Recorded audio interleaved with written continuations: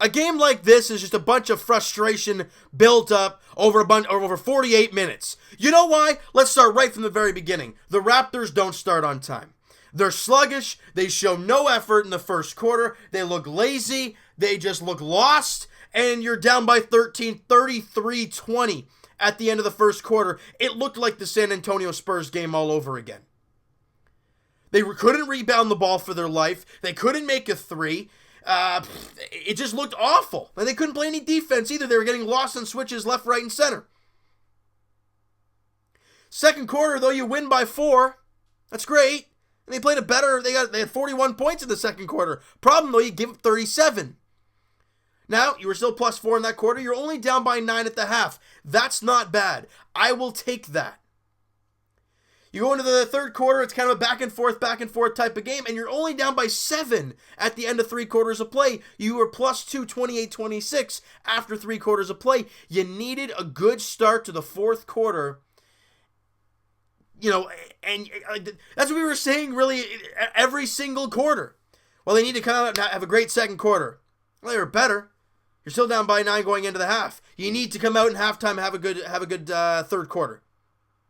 They actually did. The Raptors at one point in the second quarter were down 22. They got it to 9 at the half, which was baffling in itself. And you need to start the third quarter on time. They don't. Yeah, I understand. Plus 2 were the Toronto Raptors in the third quarter. But at one point, they're down 18. You were down by 9 at the half. I mean, to watch this team go from an abysmal start to getting it to 4 at one point in that second quarter, and watching it go up to 9 and then up to 18, and the Raptors get it down to 5 early in the fourth quarter, and I'm like, oh, this team is back. No. Because then the Rockets make another giant run, and they're up 14-15, and that's basic. And the Raptors make some big comeback late. They get some crazy plays in the last couple minutes, but you lose by 2. What I saw today was, it was crazy. You had a terrible first quarter. You had a great run. Well, you had a terrible start to the second quarter. Then they found themselves for a long stretch, and they went on like a 21-4 run or something like that. And then you cut it to like a 2-possession game. And then you fall apart again. And then they find themselves again. And then they fall apart again. Or is it like a roller coaster ride, or what's going on here? And in the end, you get a last-second shot. Kawhi Leonard, I understand he's the guy, but that is not a good look whatsoever. A fading 3 deep with James Harden draped all over him. I love Kawhi Leonard. I love what he did tonight in his first game back. But that's not a good look. Now, I'm not going to blame him because it wasn't his fault. The inability to grab a rebound. Now, the stats suggest that the Raptors actually out-rebounded them by 7, and the offensive glass was 12-12. But if you watched the full 48 minutes, you would have known that for most of this game, it felt like every shot they took, I'm yelling, rebound! At the TV, because I'm like, I don't know if I trust this team to grab a rebound. Countless times. I mean, look, I wasn't worried. The rebound stats weren't all that bad. But then you look at the second chance points, and that was an issue. Now, at one point, I think it was 20-7 or 20-9. That's bad. Now, it ended up going up to 20-12. Ooh. They didn't do a great job in the offensive glass for the first 3 quarters of the game. And when they did give up the offensive rebounds, the Rockets made them count. Another problem, 19 turnovers. You do not want to give a team as good as Houston is shooting the basketball extra opportunities. And the Raptors did that. Yeah, you look at the straight up shooting percentages, and yeah, Raptors shot a better field goal percentage. Yeah, the Raptors shot 4 more threes and shot a better 3-point percentage. And yeah, the Raptors shot got a better free throw percentage. Ideally, they had, 15 more attempts. But I'm not even going to go into that because that wasn't the reason we lost. And we shot 6% better from the free throw line. So if you look at those three stats alone, and the rebounding stats, it wasn't all that bad. Assists were 27-17 in favor of the Raptors. It doesn't seem all that bad. But then you dive deep, 12 steals to our 4, 5 blocks to our 1, 19 turnovers to their 12. Points in the paint were +6 in favor of Houston. Second chance points, as we talked about, were +8 in favor of the Houston Rockets. And if you guys can give me the number of fast break, or I guess points off of turnovers. I don't know if I have that. No, I don't have that here. Points off of turnovers. I want to see how many points they got off our 19 turnovers. It felt like it was an abundance amount. Now, ideally, when you give up 121 points, it's not easy to win a game. Now, I do have to give the Raptors credit. I do have to give them credit for fighting in that last 2 minutes. You're down by 9 and 11 points, or 11 and 9, in the final 2 minutes of the game. Usually teams would be like, it's whatever, let's check up some stupid shots, and hey, if they go in, great, and might get back in the game. But instead, the Raptors did not quit. They didn't hang their head. And they fought. They fought right to the right to the buzzer, and it was just a tough shot from Kawhi Leonard at the buzzer. Am I worried? No. Am I upset about the loss and the kind of the way this whole game shaped up? Yeah. If the Raptors started on time and he even had an even first quarter of play, you would have had a very good chance of winning this game. The Raptors won the remaining 3 quarters. But you were that bad in the first. It was too much to overcome against a team offensively who is that talented. Now, the Raptors did do a pretty good job on James Harden. I know he had 35, but when you take 25 shots, you're going to get that. And when you get to the free throw line 15 times, you're going to get that. He was 15-15 from the free throw line. The Raptors hold him to 9-25 shooting, 2 of 13 from beyond the arc. James Harden was terrible shooting the basketball other than the free throw line. But the problem was, the rest of the team killed you. And I don't think any of us expected that coming into the game. PJ Tucker, former Raptor, of course. He had 18 on 4 made threes on 7 of 11 shooting. Eric Gordon, 24. Kenneth Faried just picked up, I think it was, I forgot who it was. I think it was, he was with Brooklyn, or not, was it Brooklyn? Might have been Brooklyn. Anyways, he got picked up off of waivers, or he was released, and then they were buying him out and all that kind of stuff. And it really didn't work where he just was. So they bring him into Houston, and it's a great scenario. Obviously, Clint Capella is a really, really good player, obviously injured, so they need a guy like that to fill his role. They did that. He had 21 points and 14 rebounds today. That type of guy is a guy I would have loved JV to match up against, but he wasn't here, so you got to try and find a way to win. And Kenneth Faried, 21 points, 14 rebounds on 8 of 11 shooting. He was fantastic. He was fantastic. Austin Rivers even gave them 13 points and 6 assists there, and their bench didn't give them anything, but their starters just did that good. And the inability to shoot, Kyle Lowry can kill this again today.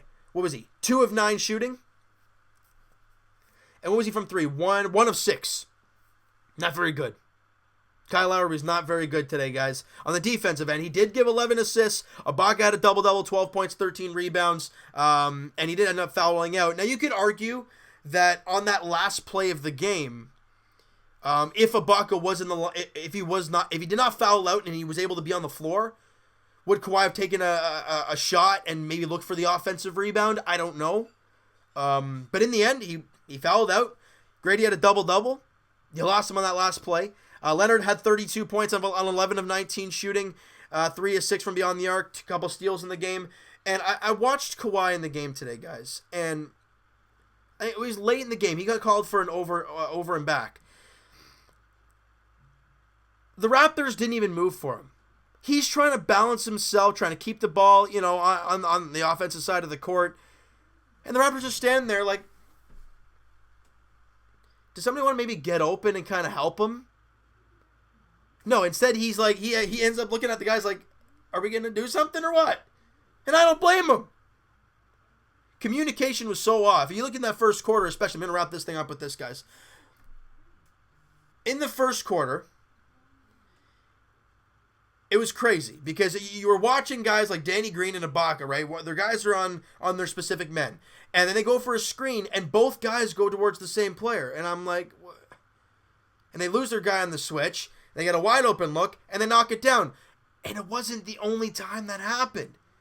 For the first, quarter and a half, that's all that was happening. That's why you were down 22. The inability to switch, the inability to play defense, the inability to control the runs of the Houston Rockets lost the Raptors this game. You scored 119 points. You got 14 threes. You shot almost 50% from the field. You shot 94% from the line. You had 27 assists. The numbers suggest you should have won, but you did not close out your possessions, and the defensive possessions just looked ugly. All right? And we're just going to leave it at that because that was ugly. The next game for the Toronto Raptors, guys, is Sunday night, 7 o'clock tip-off as the Raptors in Dallas taking on Luka Doncic, Dirk Nowitzki, and the Dallas Mavericks down in Dallas, Texas, as the Raps look to end their mini 2-game losing streak. Yeah, the Raptors have now lost 2 straight games, 36-14. They lost to Indiana and now Houston, 2 very good teams. But the Raptors, if they want to be the best team in the league, you got to beat them. Right? And it's tough to do it on the road in Houston, and they don't have the regulars, guys. No Clint Capella and no Chris Paul. Should have been a victory tonight. It was not, but in the end, it's a regular season game, and it doesn't really matter moving forward into April and May. It is good to see Kawhi Leonard out there. Good to see OG back out there, even though he didn't do a whole lot in the game today. But again, good to see them out there. The next guy to get back is Jonas Valanciunas in a few weeks, I think it is. But like I said, guys, next up, Luka Doncic is a damn good player. Obviously going to win Rookie of the Year this year. I can't wait to watch him play on Sunday in Dallas. It's not going to be an easy game. Do not look at their record at 21-26 and say, oh, all right, dial it up in the win column. On their home court, I'm actually going to check that out right now with you guys. On home court, the Dallas Mavericks are 17-6. They're 4-20 on the road. So, yeah, the record is 21-26. You can't look at that and suggest you're going to kick their rear ends at home. Sorry, I guess for the Raptors, it's on the road in Dallas. It's not going to be easy, all right? So you know what, guys? That is going to do it for this one. You guys enjoy the video, and you guys were as frustrated as heck as I was in this game. Smack that like button to appreciate that. Hit the subscribe button if you guys have not already. Comment down below, guys. What'd you think of the game today? What'd you think of Kawhi Leonard in his first game back from rest? Also OG.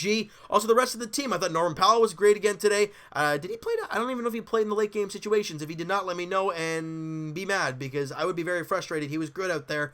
And if he didn't play in the final minutes, that's terrible. But in the end, the game ended the way it did. 121-119 in favor of Houston. Hit the subscribe button if you guys have not already, guys. Comment down below everything about this game. Your thoughts, your feelings towards this game. If you look into it at all, or do you see it as a 121-119 loss on the road? Kawhi coming back after being away for a while. That's fine. If you're like that, good on you. Positive mindset. Love it. All right, so guys, Evan and I will talk to you guys either Wednesday or Thursday podcast edition this upcoming week. It's probably going to be Wednesday. Link is in the description for the podcast channel and for the podcast itself on iTunes, guys. Twitter is also down below. Follow up, send me a DM, do all that great stuff. And I will talk to you guys Leafs edition, post All-Star break, skills compass today. Quite interesting to watch. You going to watch the All-Star game? I don't know. I honestly don't know. And the Leafs don't pick it up, though, till February the 1st before they take on the Detroit Red Wings at Little Caesars Arena, 7:30 puck drop there. And for the Toronto Raptors, guys, as we've been saying, they take on the Dallas Mavericks in Dallas, 7 o'clock tip-off, all right, as the Raptors look to get back into the win column because a very, very good home team in Dallas Mavericks. All right, hope you guys enjoyed this video. Talk to you guys then.